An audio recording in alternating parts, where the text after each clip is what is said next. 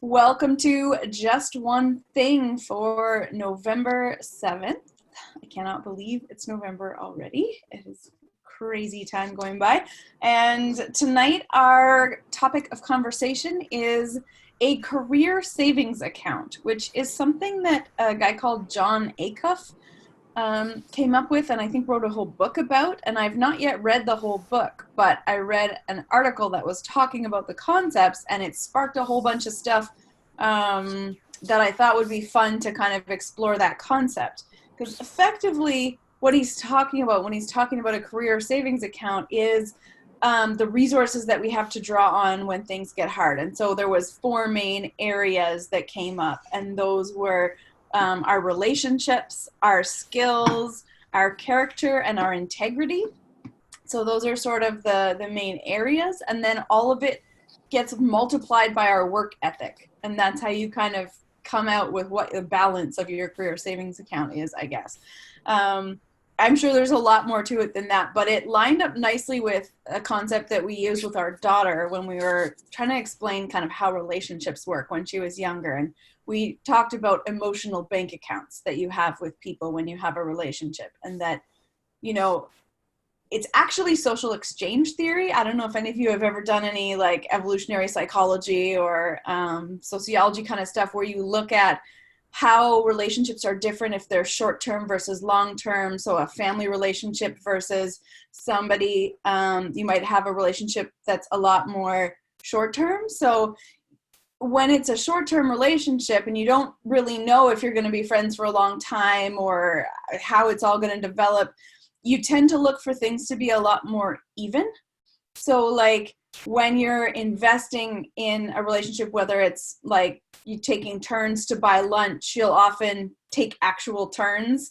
Whereas if it's someone like a sibling or a good friend you've had for 20 years, if they're in a spot or you're in a spot, you might take turns in a really different way, where it might be like you cover lunch for like 3 months because you want to still have lunches and you know that they're out of a job or, saving for something or whatever. And then that later that's all going to come back around and it's going to feel fair and even out and whatever. And it's not a big deal. Or maybe there's other ways that reciprocity happens. So you're not so worried about kind of the balance sheet staying balanced, if that makes sense, because it's the assumption is it's a much longer arrangement. So when we think of things like parenting, we have this child and we invest and invest and invest in time and love and whatever. And then, they go through those wonderful teenage years and all of those things. And so there's a lot of deposits and, often we're assuming like one day you're going to have to take care of me.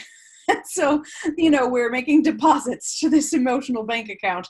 And so it's that concept basically, but pulled into the career and writing realm that I think is really interesting to look at. And so, one of the things that came up, and I think Eileen was dealing with this in her office hours this week, is we have these ups and downs, right? The whole writing career thing is very roller coastery in terms of the emotions involved and the, submitting and being rejected or pitching stuff and having it shot down or just being in a slump where you can't really seem to get your stories out or your words onto the page or your career is not developing the way you thought, or, things go great and then they crash to a halt when your publisher pitches you or whatever. And so there's all of this up and down and sort of emotional riding things out that we deal with. And the idea is, what is it that gets us through those periods? And so if we are looking at things from that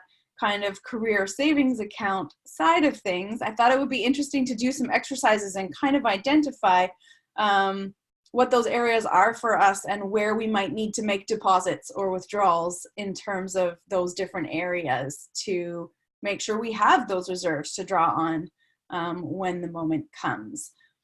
So does that as a general concept make sense to everybody in terms of how we would transform that bank account idea over into the writing world?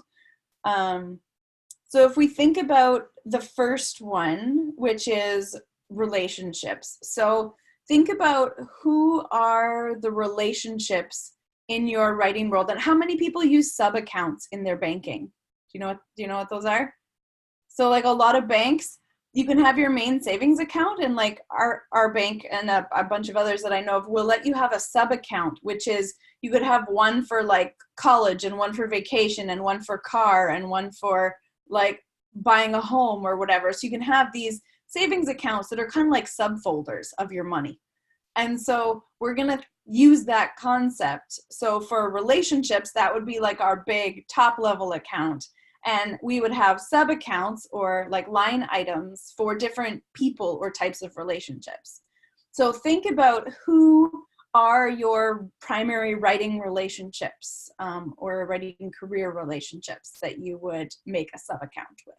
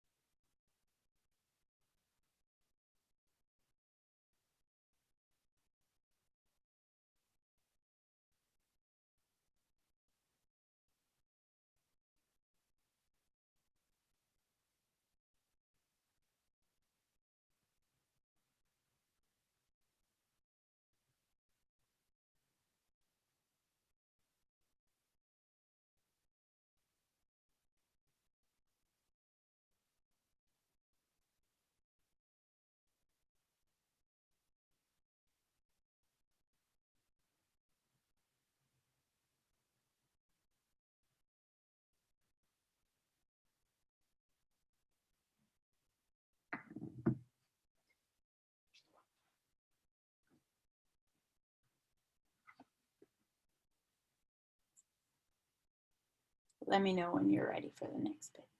Yeah? Okay. So think about those relationships and think about what kind of a balance you might have with the person on the other side of that relationship. So if you think that there's one of those relationships where maybe you've been making deposits over a long period of time and you've been super supportive and you've been doing a lot of that direction, so filling up that account and it's got a nice high balance, maybe just make a note of where it's like a super positive balance. So you a plus sign or whatever makes sense to you.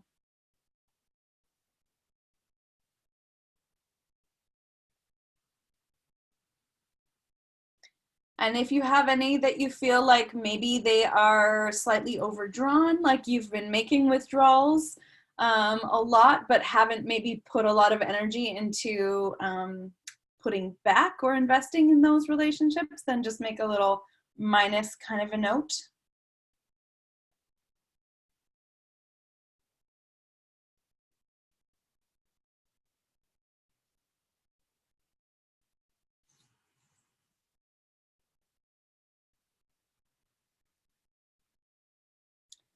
And are there any accounts you need to close? So are there any of those relationships that maybe you need to write off a bad debt, like it's just been so long since there was any kind of real relationship there that you just need to sort of close that circle and move on? Or are there any accounts that you don't really need anymore, or that the other person doesn't need anymore, that's no longer serving both parties, that you could just close that account down and have one less thing to track and manage?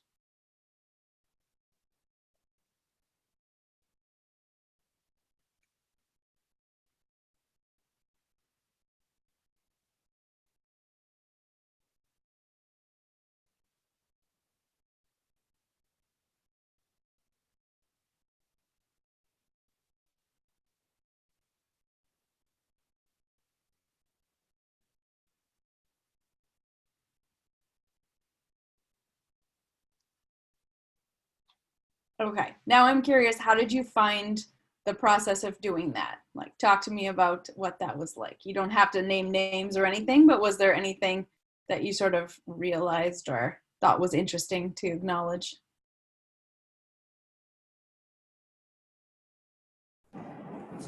This is Jenny. So I think like before, when I was writing, like before I got divorced and got sidelined for a while, I think I had a lot more of like back and forth and crypt partners and things going on.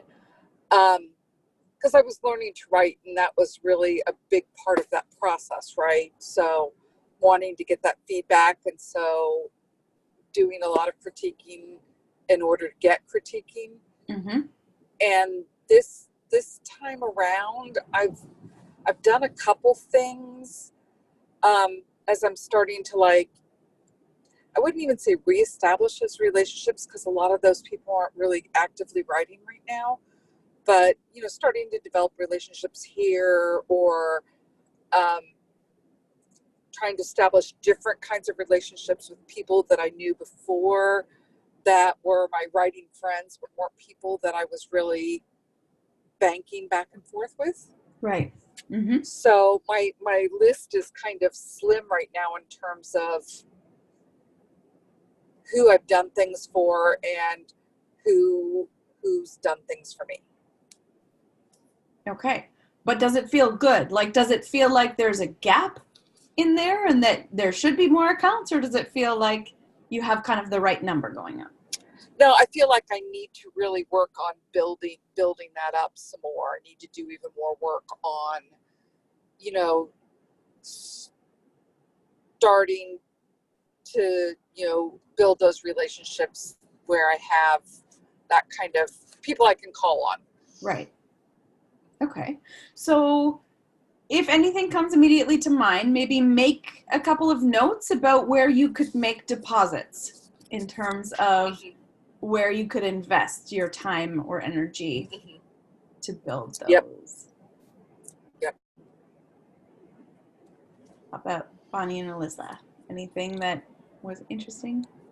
I hadn't really thought about it, but when I wrote it down, I realized that I have kind of 3 people with pluses and 3 people with minuses, so I'm kind of like karmically equal.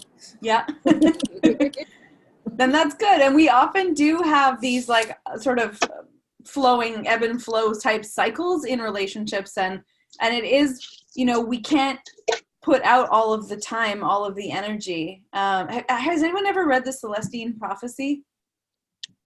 It was like this super old school self-help book. I mean, I probably read it 20 years ago or close to, but the one thing that I really remember from it, it's like an action adventure novel that's also kind of a self-help book. The one thing I remember from it is this idea that relationships, it's like passing around a ball of energy. And some people you will pass the ball to, they will suck it dry and then hand it back to you, and then you'll refill it again, and it works like that. And sometimes you'll pass back an empty ball and they'll refill it and pass it back, and that's okay. And some people you fill up this energy ball and pass it to them and they make it bigger, and then it comes back to you and you make it bigger. And it's always really stuck with me in terms of how relationships work and how they feel. Because there's certain people that I feel like it's always I'm handing a ball of energy to and they're draining it. And other people, it's the other way around. And so it's kind of this same idea of emotional bank account, where this ball of energy, you've got to kind of take turns filling it back up, or be in these relationships where everyone is filling up the ball of energy. And over the years, I've kind of used that as a filter for like friendships and relationships and where I was investing a lot of time. Because if you have too many relationships where you pass the ball over and it gets sucked dry, then it does cause problems. But like Alyssa's saying, if you've got kind of a balance of half and half, then that does give you enough recharging. The trick is making sure that over time that's balanced for the other sides as well, to keep that sustainable. So it's awesome that you've got a nice balance in there. And if you think about, is there anywhere where you need to make deposits? Like, has that direction of energy flow been going for too long in any one of those directions? Or do you feel like there's a good kind of ebb and flow there that balances out over time? So that's the thing to think about there, is just, is the balance in the moment or is the balance over time? Yeah, beware of energy vampires, Jenny just typed, which is so true, is, you know, and just being aware what types of some of those relationships are. Like, there are times where someone is a family member or a close friend who really it just doesn't have the same resources in the same moment, or, you know, that we will stick with, even though we know that they're going to drain that energy ball every time we give it to them, and maybe over a period of like 20 years, right? Like it, and we don't know that that's ever coming back. But if you could find ways to recharge yourself and just be a little bit protective of yourself, if you know that that's the type of relationship it is, then you schedule a bit more carefully when you're going to spend time with that person, or when those phone calls happen, and you make sure you've got a little extra self-care in there, so that even if they're not going to charge that ball, you can charge it for yourself in a way that's going to kind of keep you going and keep you sort of protected from that energy suck space, which we don't like.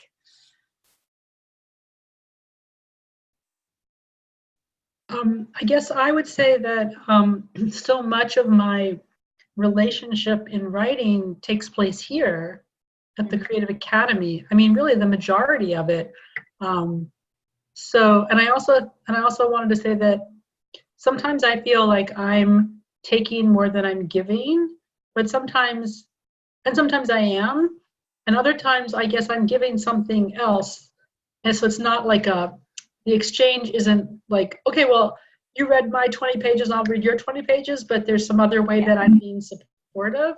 And so it's hard for me sometimes to be able to gauge whether I'm giving enough, or if I owe people, you know what I mean?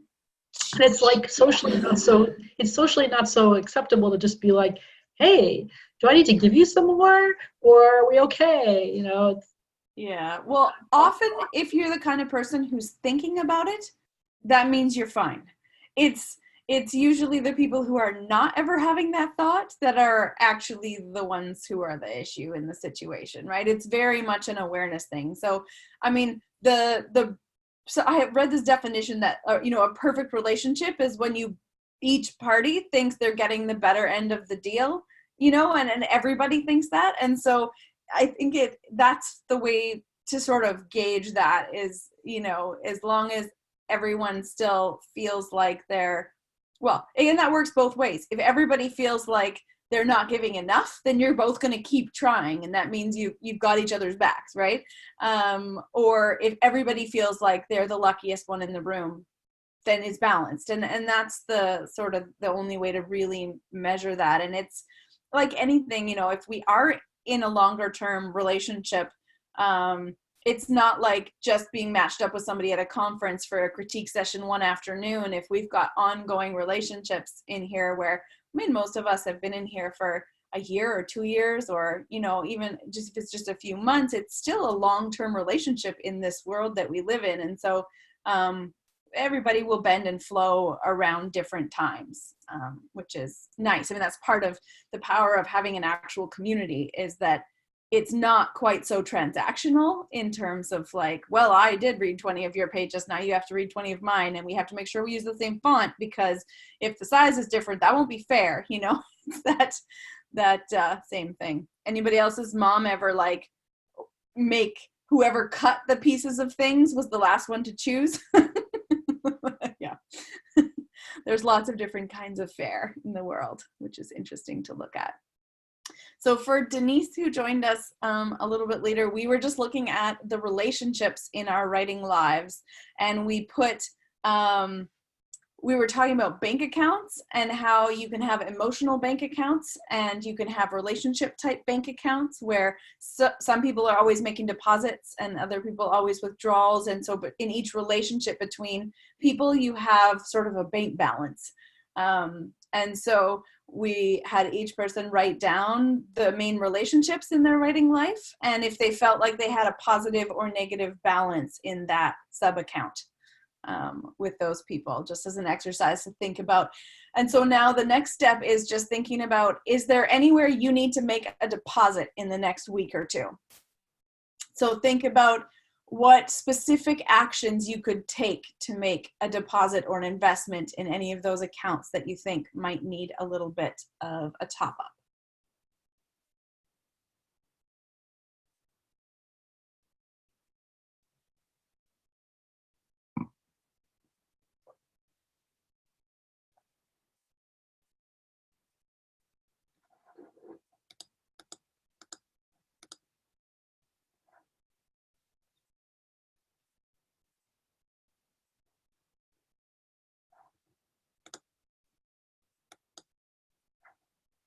So we're writing now, right?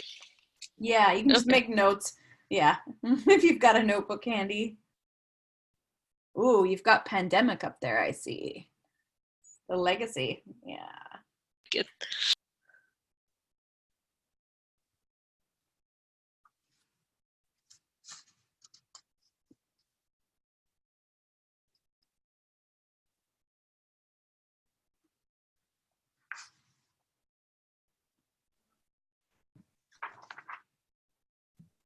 Crystal. I see all the dominions, holy cow. Very nice. Creative Academy Games Day, coming soon to a location near you. Okay, so also think about, is there anything you need help with right now that you could make a withdrawal from one of those other accounts that has a nice, healthy, positive balance?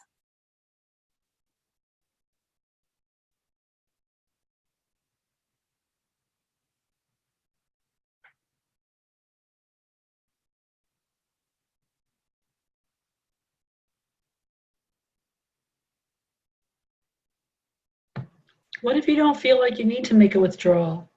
Then that's okay.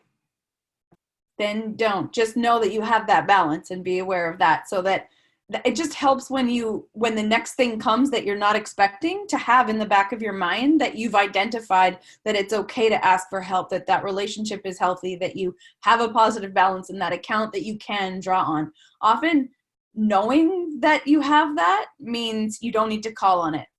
But it's just being aware of it will actually help boost you up.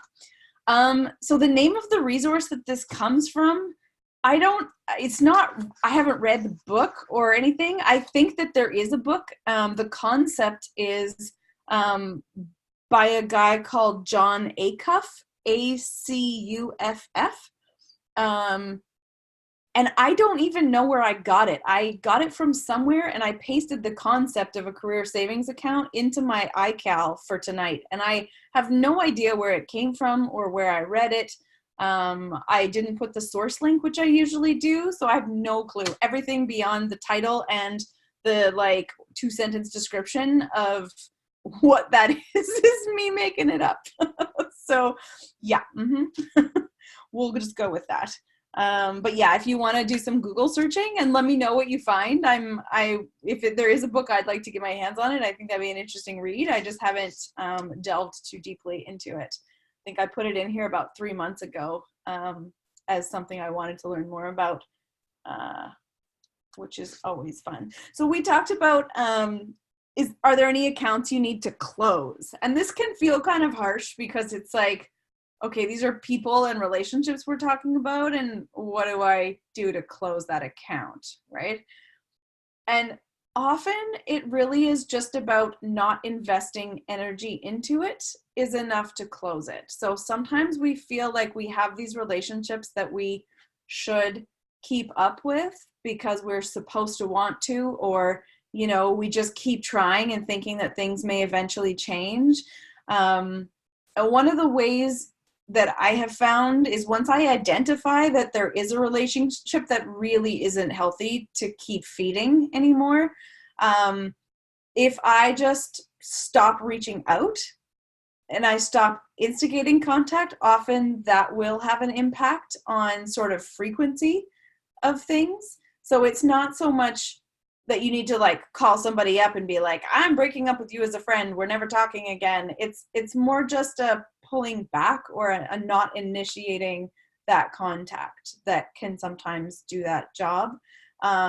Or if you do have somebody who is constantly kind of inbound in your direction, then you can set some limits on how often you want to have an interaction or what favors you're not willing to do. If it's somebody who's always asking you for things, then that is a way to handle that as well, is to just ration your time. One of the things that this often comes up in terms of people asking for beta readers or critique reads from people, and it can get pretty overwhelming as you do grow your author community, and you know, books are long and time is short and there's only so many days in a week. And so one of the strategies I found works really well for that is that I have a certain amount of time each week that I can spend reading books from friends.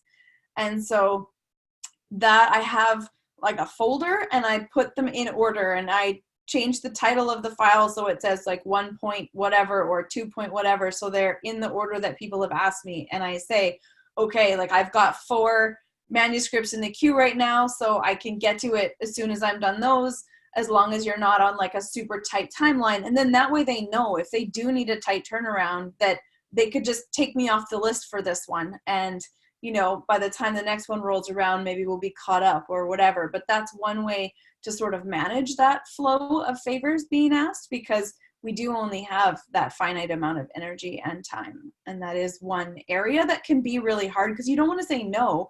And especially if it is somebody who, you know, has read for you in the past and you do feel like, okay, there's a balance, they should be able to cash out. You're not saying no, you're just saying realistically, like, this is how long it's going to take me to get to that. Are you okay with that timeline? Because I've already committed to these other ones as well. So you're not saying no, you're just placing boundaries around it so that it's not going to kind of break your life or prevent you from reaching any of your mastermind goals, right? You don't want to sacrifice that joy. You want to get the joy, which requires the time being input. So yeah, just something to think about. So one of the other areas is our skills. So if you think of your writing life and your skills bank accounts, what kind of things could be in there, in those sub-accounts? We can brainstorm this out loud if you want. It doesn't have to be written down necessarily at this stage, but what kinds of things do we think would fall into that? Knowledge of craft. Yeah, totally. So craft knowledge for sure. Resource knowledge, books and websites, YouTube things, but it's not a skill, it's just knowledge. Yeah. So those are good sources of places you'd go if you needed to make an investment or a deposit in a certain skill. So we might have marketing skills, we might have writing skills, craft related, it might be like discipline, technical. Motivation, technical for sure. So layout stuff, we might have editing skills. So those are all different kinds of presentation skills, or readings, right, are another area we might have skills in. So these are all kind of our sub accounts. And if you're not sure about ideas for these, you can pull them from the off the writer self-evaluation that Eileen created. It has a great breakdown, and we actually just reposted that with some new information when we released the book. So if you haven't seen it for a while, you might want to go and grab it, because she broke it down into the new like way we're organizing some of the information into stages, and then added a few more questions, I think. So worth another glance if you're trying to figure out what skills areas you might need to invest in. So for each of yourselves, think about what are the skills areas that you might need to invest in at the moment.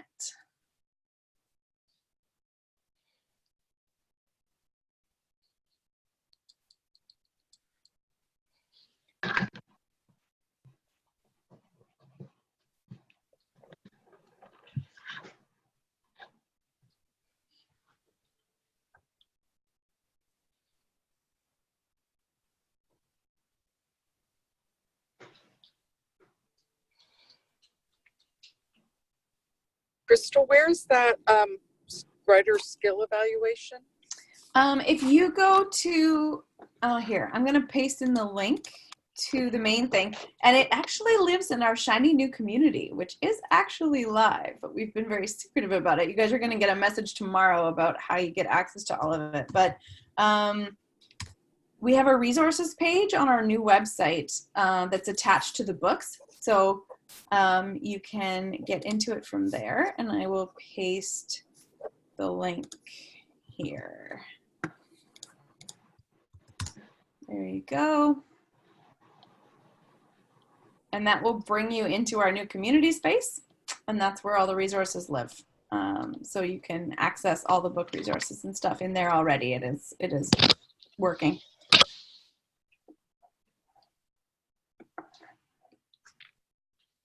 Okay. So, do you have any new skills accounts that need to be opened that you haven't been making deposits in yet? So it may not be something that you know you need right now in your career, but maybe you're pretty sure you're going to need it down the road. Is there anything in particular that you know you could invest more in? Self-discipline. I need query letter writing. I never write anyone anything. Yeah. All right, open that account. And there's some good stuff in the archives to help you make deposits in that account, so that's good. Okay. The next part is character. So character can be defined as the mental and moral qualities distinctive to an individual. So as writers, an easier way to think of that is like the positive and negative traits. So normally we would be assigning these to our other characters in our books, right? But we can also assign them to ourselves. So when we think of sub-accounts that have to do with your character, put yourself in the starring role of your next novel. Sometimes it's easier to think about ourselves accurately and a little bit more objectively if we have a little bit of space from our own selves. But think about yourself as the character in your next book. And if you had to write down, pick maybe 3 positive traits and 3 negative traits that you think you have.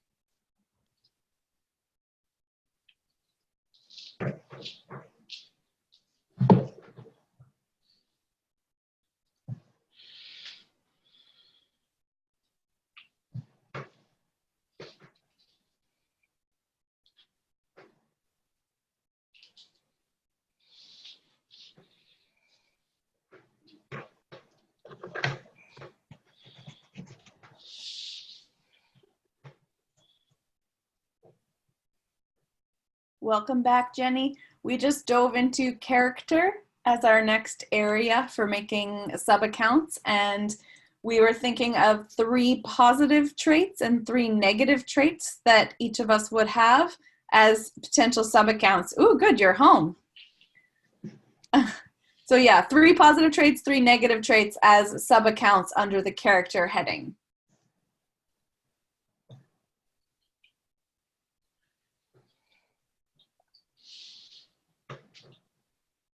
This is our personal character? Yes, our own self as a character. Mm-hmm.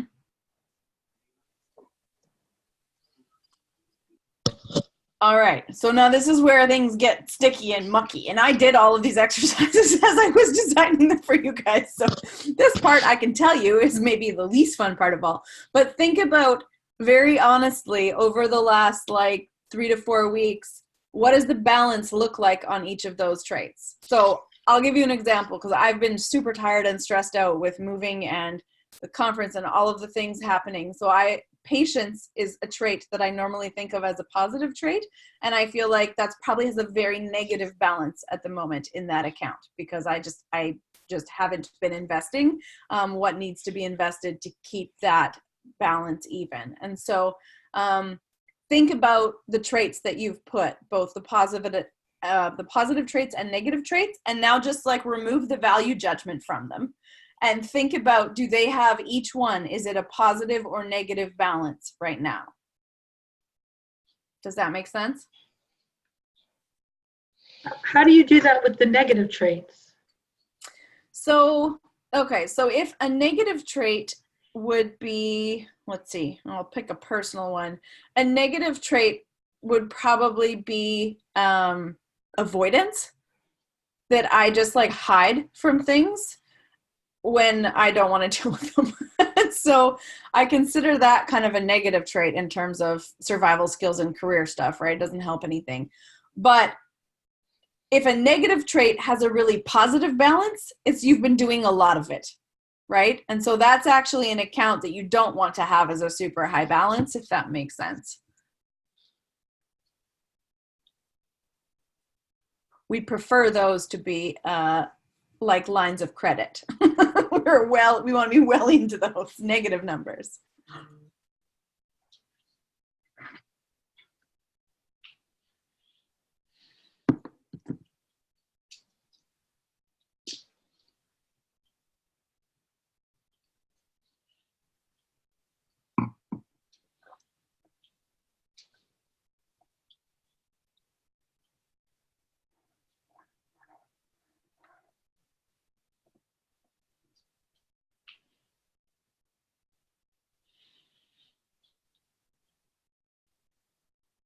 And once you've identified where those balances are, think about one action you could do to help level out each of those accounts, whether they need to go up or down. What's one action you could take to move each one in the right direction?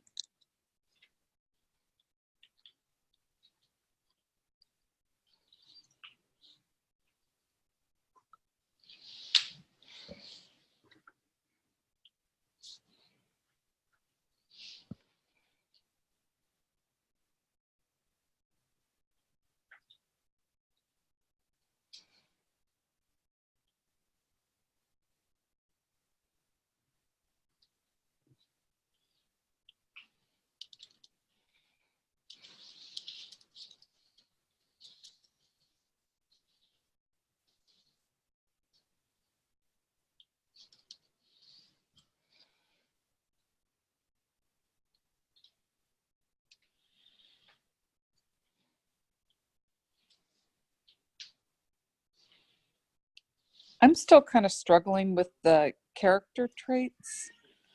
Okay. I mean, are we talking about just specific to writing? Are we talking about life? Like, did you give some examples? Yeah, so I mean, they can be specific to your writing, and they can also be specific to your life if it's stuff that's going to be kind of tying back into your career stuff. So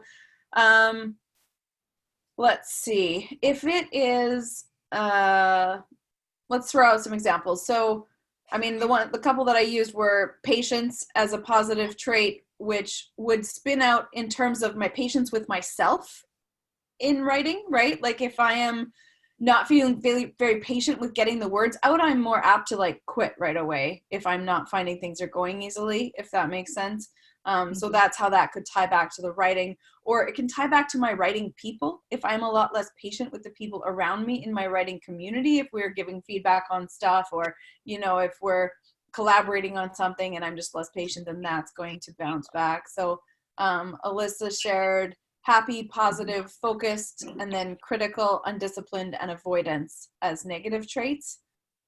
Yeah. I had undisciplined too. That one was easy. Right.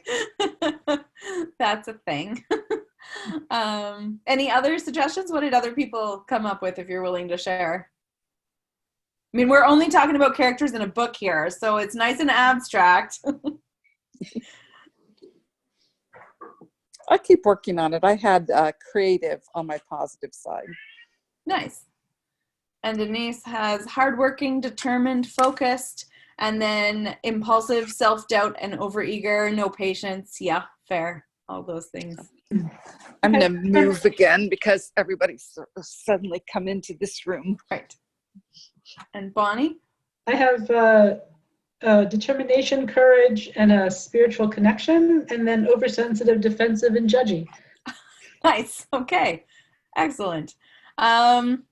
So our goal is to identify something we can do to level out the balances in some of those trait sub-accounts, right? Janine, who's just joined us, is going to probably be like, WTF is happening here? I don't understand anything you guys are talking about because you missed all the context. Hopefully that you can go back and jump into that part after, and we have one more section to go, so we'll go in there after. But what was there anything that anyone is willing to share that they identified as an action you could take to level out some of that? Yeah, I can do that. Yeah, sure. So they kind of fall together. For oversensitive, I can step back. For defensive, I can step in. And for judgy, I can step away. Nice. I like how you tied them all thematically together. Impressive in your language. Nice.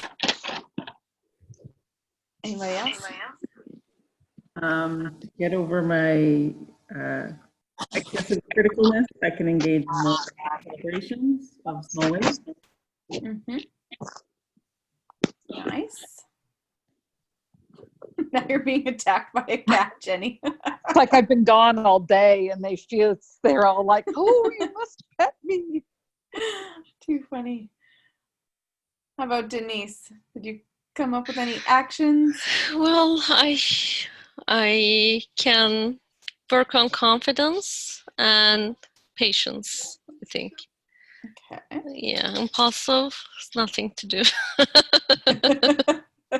Well, maybe there is though, because one of the things about being impulsive is just that taking action. So if we just remind ourselves to take a breath and count to 3 before we act or speak, that often is a way to counter that. If you find you're having trouble with that, it's just good idea. I can do the journaling, and in the mornings I can write what I'm thinking, what I'm doing. That can help. That's a good idea. Thank you. Just the reflection a little bit sometimes helps, and sometimes it really is just time and space and practicing the that heartbeat of a delay. A little strategy might be nice. Or pretend your 3-year-old self is in there saying, "Why? Yeah. Why? Yeah. Why?" Because then when you start to question, you're like, "I don't know," because it seemed like a good idea at the time. It's like, if I can't explain it to the 3-year-old voice in my head saying why, then I shouldn't be doing this, right? Yeah, I know. Yeah. Okay, so let's think about integrity as the fourth of the sub-account types, right? I just want to say that in the article, the fourth is hustle, but that's fine. Is it? Okay. Integrity, yeah. Whatever I read, the person obviously misquoted it. But work ethic is the thing that it's all multiplied by. And so the way I interpreted it was that there was the 4 areas, and then it's all multiplied by work ethic, which sounds like hustle to me. But there you go. We'll all interpret it however we like, because we're just doing it our own way today, like rebels that we are. Okay, so integrity is described here as the quality of being honest and having strong moral principles. And the way that this was sort of interpreted in a more direct way is integrity is about doing the right thing, even when it's not acknowledged by others or convenient for you. And I thought that definition or way of explaining it was easier to sort of translate into our writing careers and lives. Can you say that one more time, please? Yeah, sure. Integrity is about doing the right thing, even when it's not acknowledged by others or convenient for you.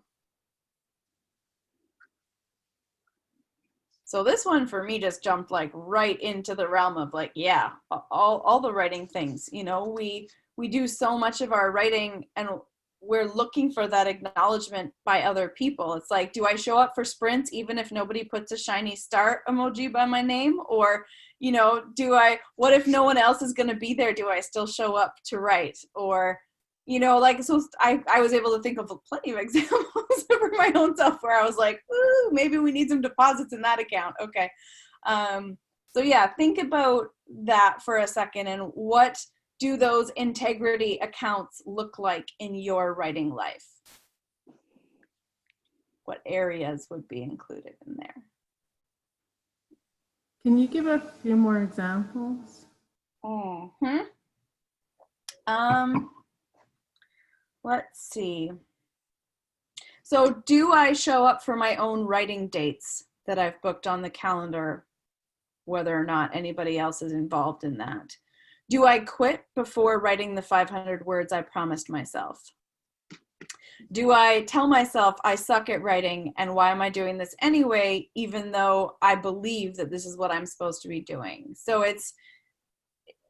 there's nobody else involved in that. There's nobody to witness that, but I know it's the right thing, right? And so it's, where are those ways that we are kind of not living with that internal alignment for ourselves as a writer?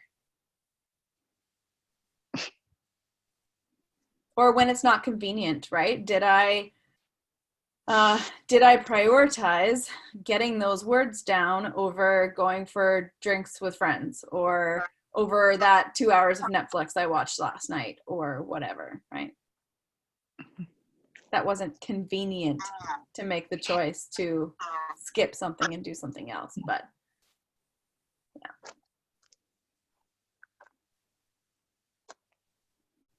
Or did I read my friend's 20 pages that she gave me because she read mine? Right? And somebody has a lot of feedback, which I'm guessing is from Jenny's. I don't know if you can turn your volume down a teensy bit. I think we're good now. I think I can mute myself. Okay, all good. Then all I can hear is like the Charlie Brown voice of me coming back at me, which is making my brain explode a little bit. All right. I think I had my phone resting on my leg. That was it, I think. Okay, we're good now. Whatever you changed, it's fixed.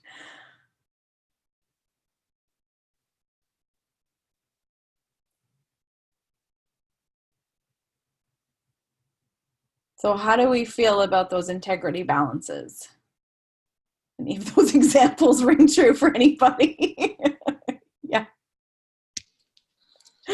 Yeah, we're about at that stage of Nano where 1 week in and everybody's like, damn, this was fun for like the first 5 days. Now I've said I'm going to do this thing. Room for improvement. So we're working on some lines of credit here in some of these accounts, right? So what can we do in the next week to improve some of those account balances? Any specific actions that would bring us joy to do? Denise, what you got? Yes, I'm not doing the NaNoWrite, but I'm editing my novels still from, and my purpose is to find which scenes are boring and rewrite them. But sometimes I notice one scene is boring, but I don't want to rewrite it. That's the cheating I'm doing. So I think I should work on that. Maybe put some color on it and tell myself I'm gonna come back when I have more energy. Maybe I don't want to write it at the moment because I'm out of energy. I'm tired maybe, but I have a very strong desire to finish it. But right. I think I should take it a little slow because there's one scene that's really bugging me. It's boring. I know it, but it's hard. So that's my integrity problem. I'm cheating myself. Right. That makes me think of that 3-year-old again, because remember, I don't know if anybody, I don't know about kids, but anyway, there's this strategy with kids that you're supposed to use when they're busy, like saying no to, they don't want to do this or they don't want to do that. So like, you don't give them the choice of whether they're doing it or not. So it's sort of like, how, little Denise writer, do you want to rewrite this scene? Or would you rather rewrite this scene? So you still get to choose, but at the end of the day, you still have to rewrite one. So that's another kind of trick you can play with. So like, oh, I have 3 choices here, and I can do any one I want, and I can leave the others behind for right now. Do you prefer Brussels sprouts or peas with your supper? It's not really a good choice. I want hamburger. Okay, right? I see. Yeah. Yeah. Okay, yeah. I'm gonna try. Hey, Denise, and this may not be what you're looking for exactly, but one thing that I find, like when I have a scene that feels like it's dragging, is if I go back and ask myself, what does the main character in that scene want, and who's preventing them from getting it? And just answering those 2 questions a lot of times will help me figure out what's wrong with the tension in that scene or why it's dragging. That's another thing. Yes, thank you. So which 2 scenes is little Denise gonna choose from? Yeah, okay. Tomorrow I'm thinking about it. Okay. Excellent. What else? Did anybody else come up with a thing?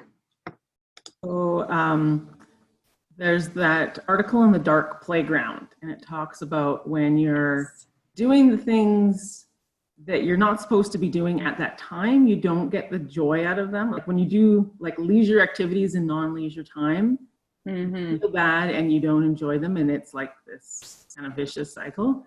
So I've been trying to like kind of set boundaries of, okay, I get to do these things once I've reached my word count.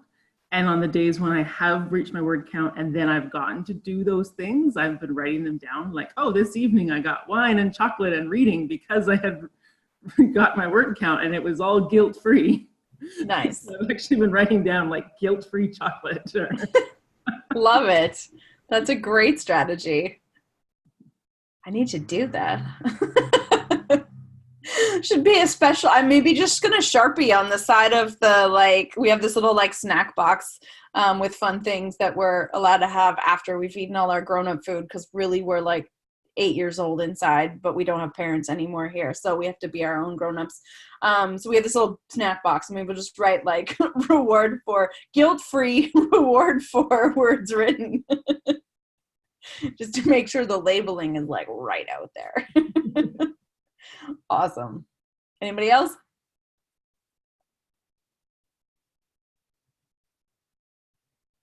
All right.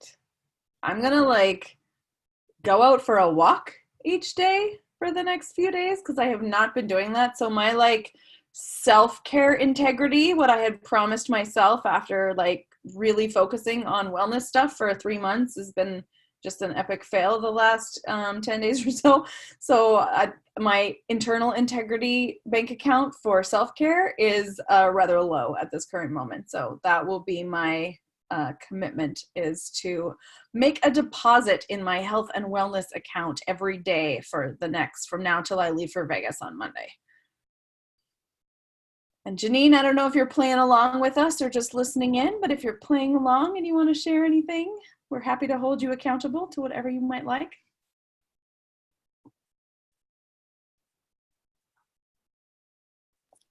Or you She's committed to coming to happy hour next week. Oh, good. I'm still trying to get the gist of what we're doing, so I'll have to watch the video. Fair. Later. Fair. I'll post the replay as soon as it renders. And Alyssa just asked, can you have an audiobook that you can only listen to when walking? Yes, I do actually have multiple podcasts that I only listen to while I'm walking, and that is, I find a really good motivator. And I think I'm going to sign up for Scribd or Scribd or however you say that, just to make sure that I have an audiobook source for that as well. Yeah. All right, I'm going to pause, and my buzzer is ringing. I'll be right back.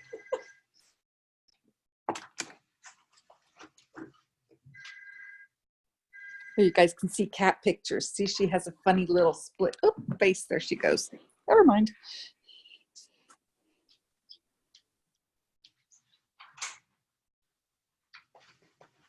Are you nanoing, Bonnie? Sorry, guys. Oh, no. It's ringing again. Okay, one sec. I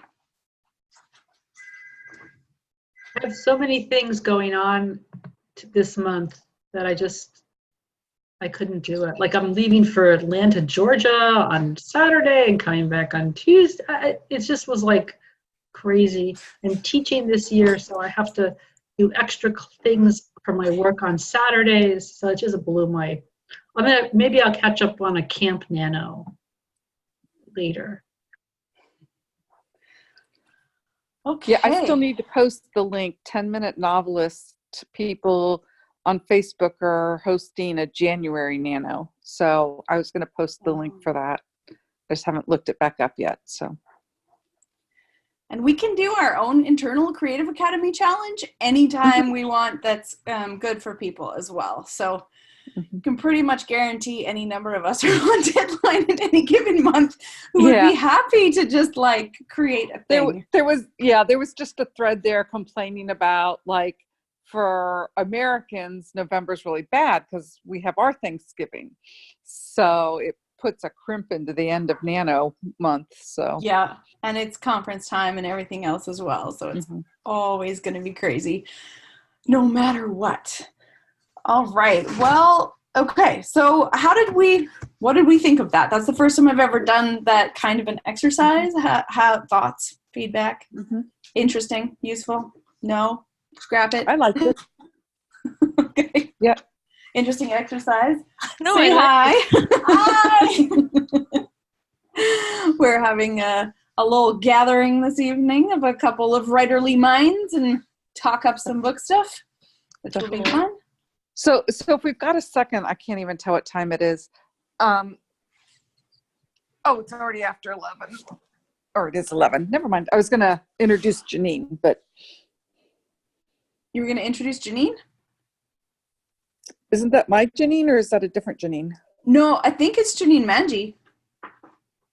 Okay. I think. Yes, it is. Yes. Okay. But yes, definitely the next time we can get your Janine out here, we should introduce her to everybody. And we will set up, because we have a few new members that we're just getting onboarded right now. So we're going to set up one of those social hangout nights so that we can just do like a sit around and drink cocktails virtually and get to know each other better and figure out what we're writing. So we're going to set up a repeat of that in the next, like probably in about 2 weeks. Yeah, that should be good. So poke me if we haven't already booked it, then make that happen. In Mastermind, you guys could pick a date that works and just set it. That seems to be a nice gathering of lots of people. So that's all good. All right. Well, thank you all for spending your Thursday evening with me. And I look forward to reports back of how those bank balances are doing in the Just One Thing team. And we will see you all very soon at the next stuff. Hopefully tomorrow morning at Sprints. Okay. Bye. Good night. Night.